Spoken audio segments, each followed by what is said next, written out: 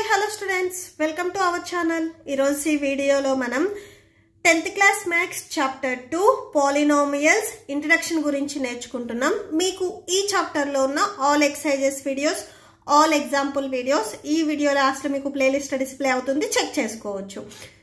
Introduction చూడండి. మనం previous class 9th క్లాస్లో ఆల్రెడీ పాలినామియల్స్ అంటే ఏంటిది అనేది నేర్చుకొని వచ్చాము.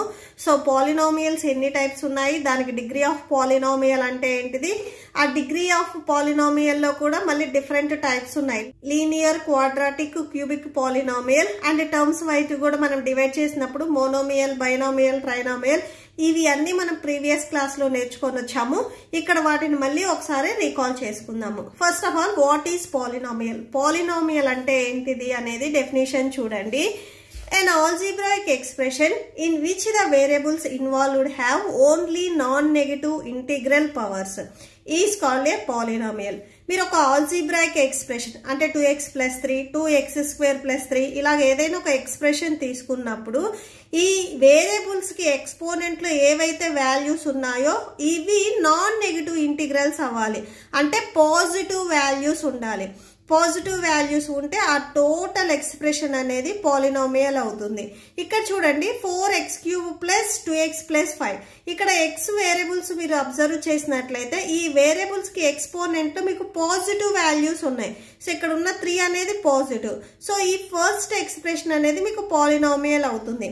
అదే మీరు ఇక్కడ సెకండ్ వన్ అబ్జర్వ్ చేసినట్లయితే 4x - 3 ఇక్కడ మీకు ఎక్స్పోనెంట్ అనేది నెగిటివ్ లో ఉంది. నెగిటివ్ లో ఉంటే సో ఈ టోటల్ వచ్చేసరికి మీకు పాలినామియల్ అవ్వదు.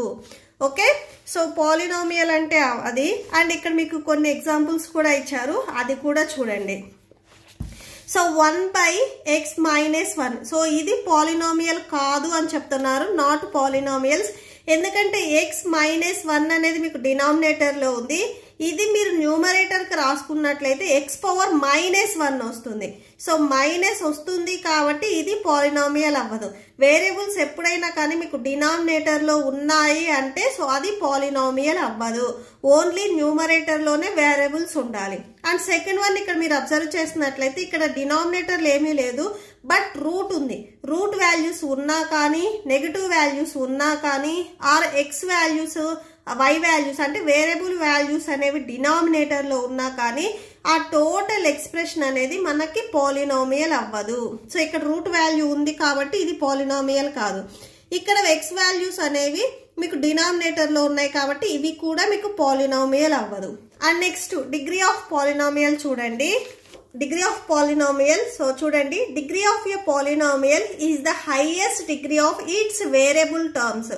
x, y, z ఇవి వేరియబుల్స్ అంటాం. అంటే ఇంగ్లీష్ ఆల్ఫాబెట్స్ ఏవి ఉన్నా కానీ స్మాల్ ఆల్ఫాబెట్స్ వాటిని మనము వేరియబుల్స్ అంటాము. ఈ వేరియబుల్స్ కి ఎక్స్పోనెంట్లు ఏదైతే నెంబర్ ఉందో ఆ నెంబర్ కూడా దట్టు మీకు హైయెస్ట్ నెంబర్ ఉందో దానిని మనము డిగ్రీ అంటాము. ఓకే, సో ఇక్కడ మీరు అబ్జర్వ్ చేసినట్లయితే హైయెస్ట్ డిగ్రీ చూడండి వేరియబుల్స్ కి ఇక్కడ 2 ఉంది, ఇక్కడ వచ్చేసరికి 3. ఇక్కడ x కి ఏ డిగ్రీ మీకు లేదు అంటే ఇనీషియల్ గా 1 ఉన్నట్లు. సో 3 + 1 అంటే ఈ టోటల్ టర్మ్ కి మీకు డిగ్రీ వచ్చేసరికి 4 ఉన్నట్లు. ఇక్కడ 2 ఉంది, ఇక్కడ 5 ఉంది. సో హైయెస్ట్ ఎంత 5. సో ఈ టోటల్ పాలినామియల్ డిగ్రీ వచ్చేసరికి 5 అవుతుంది. ఓకే, హైయెస్ట్ నెంబర్ ఏదైతే ఉందో దానిని మనము ఆ టోటల్ పాలినామియల్ డిగ్రీ అంటాము. ఓకే, అండ్ నెక్స్ట్ చూడండి, ఈ డిగ్రీ ఆఫ్ పాలినామియల్ ని బేస్ చేసుకొని ఇక్కడ మీకు డిగ్రీ 1 ఉంటే లీనియర్ పాలినామియల్ అంటాము.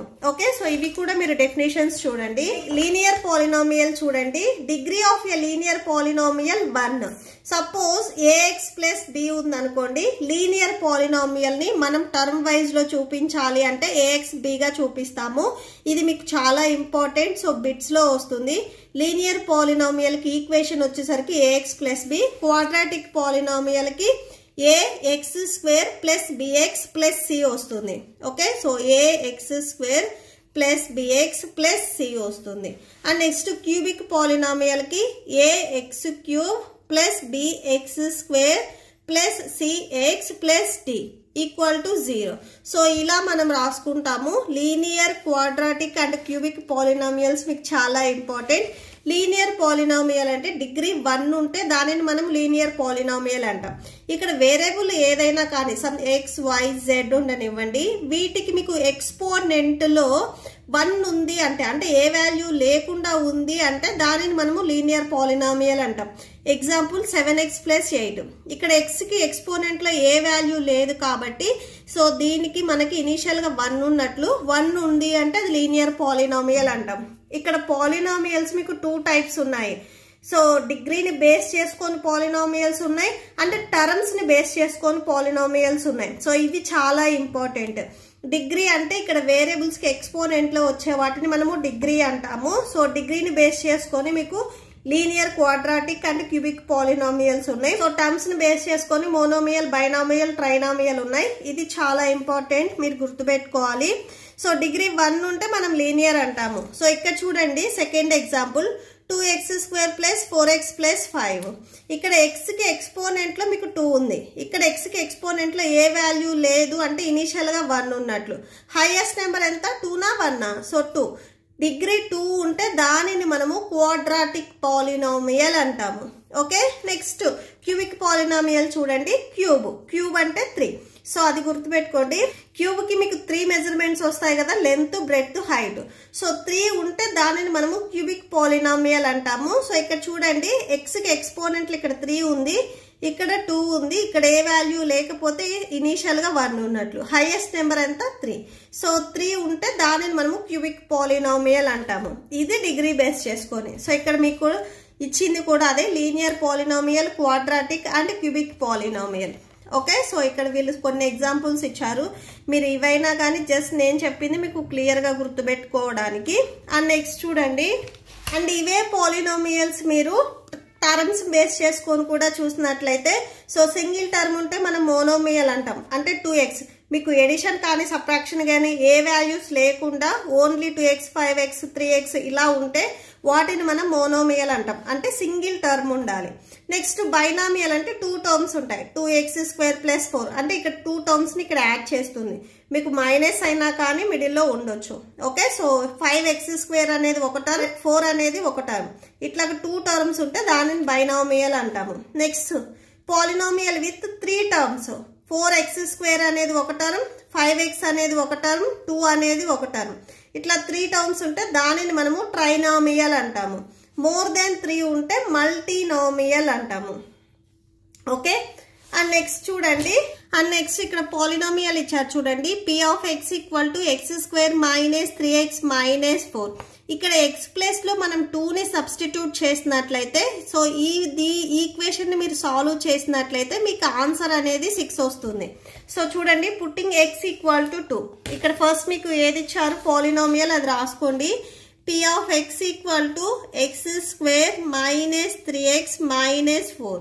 దీంట్లో x = 2, x వాల్యూ 2 ని సబ్స్టిట్యూట్ చేసినట్లయితే, సో x కి స్క్వేర్ ఉంది కాబట్టి x ప్లేస్ లో రాసుకునే 2 కూడా మీకు స్క్వేర్ వస్తుంది.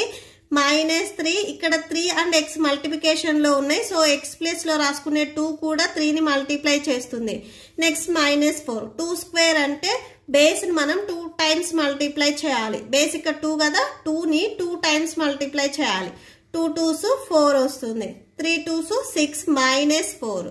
సో 4 ఇవి రెండు నెగటివ్ వాల్యూస్ కాబట్టి యాడ్ చేసి వచ్చిన ఆన్సర్ కి మైనస్ రాసుకోవాలి. 6 + 4 10, రెండు నెగటివ్ కాబట్టి సో మైనస్ రాసుకోవాలి. 10 లార్జెస్ట్ నెంబర్ కదా, 10 లో నుంచి మీరు 4 ని సబ్ట్రాక్షన్ చేస్తే 6 వస్తుంది. లార్జెస్ట్ నెంబర్ మైనస్ ఉంది కాబట్టి మైనస్ రాసుకోండి. సో x ప్లేస్ లో ఇక్కడ మీరు 2 ని సబ్స్టిట్యూట్ చేస్తే -6 వస్తుంది. అండ్ నెక్స్ట్ సేమ్ ఇదే పాలినామియల్ లో ఇప్పుడు మీరు x ప్లేస్ లో 0 ని సబ్స్టిట్యూట్ చేయండి. సో ఫస్ట్ పాలినామియల్ రాసుకోండి. p(x) = x² - 3x - 4. ఇప్పుడు x ప్లేస్ లో మీరు 0 ని సబ్స్టిట్యూట్ చేస్తున్నారు. 0² -3 × 0 -4. that equal to 0, 3 zeros 0, -4. So మీరు సబ్ట్రాక్షన్ చేస్తే ఇక్కడ -4 మాత్రమే ఉంది. సో -4 రాసేసుకోండి. ఇక్కడ మీరు అబ్జర్వ్ చేసినట్లయితే ఇది పాలినామియల్. ఈ పాలినామియల్ లో మీరు 2 కానీ 0 కానీ ఆర్ 1 కానీ ఏదైనా ఒక నెంబర్ని మీరు సబ్స్టిట్యూట్ చేసినప్పుడు మీకు సమ్ వాల్యూ అనేది వస్తుంది. ఓకే, ఈ 2 and 0 ఎవ్రీ టైం ఇలా రాయకుండా దీన్ని మనం ఒక కాన్స్టెంట్ వాల్యూతో డినోట్ చేసుకుంటాము. దానినే మనము k అంటాము. So p of x equal to ఈ x ప్లేస్లో నేను k అంటే మీరు 0, 1, 2, 3 ఏదైనా కానీ వాల్యూ తీసుకోవచ్చు. ఓకే, సో దీన్ని మనం రాసేటప్పుడు p of 0 అని ఎలా రాస్తామో p of k అని కూడా రాసుకోవచ్చు. సో ఇక్కడ మీకు ఇచ్చింది కూడా అదే. సో ఇక్కడ ఈ x ప్లేస్లో మీరు ఏదైనా ఒక వాల్యూస్ తీసుకుంటానే ఉంటారు. 0 అవ్వచ్చు, 2 అవ్వచ్చు, 1 అవ్వచ్చు, 4, 5 ఏదైనా వాల్యూ తీసుకుంటారు. So x equal to k means ఇది ఒక మీకు constant value. So denoted by p of x ప్లేస్లో మీరు k ని సబ్స్టిట్యూట్ చేస్తే p of k అవుతుంది. సో ఇక్కడ అదే మనం రాసుకున్నాము. సో ఇది మీకు బ్రీఫ్గా నెక్స్ట్ ఎక్సర్సైజ్లో ఉంటుంది, మీరు అక్కడ ఒకసారి చెక్ చేసుకోవచ్చు. Okay, so that's it. మీకు ఈ వీడియో లాస్ట్లో ఎగ్జాంపుల్ 1 కంటిన్యూ అవుతుంది, చెక్ చేసుకోవచ్చు. మీకు ఈ వీడియో నచ్చితే ప్లీజ్ లైక్ చేయండి, మీ ఫ్రెండ్స్కి షేర్ చేయండి అండ్ మన ఛానల్ని సబ్స్క్రైబ్ చేసుకోండి. Thank you and thanks for watching.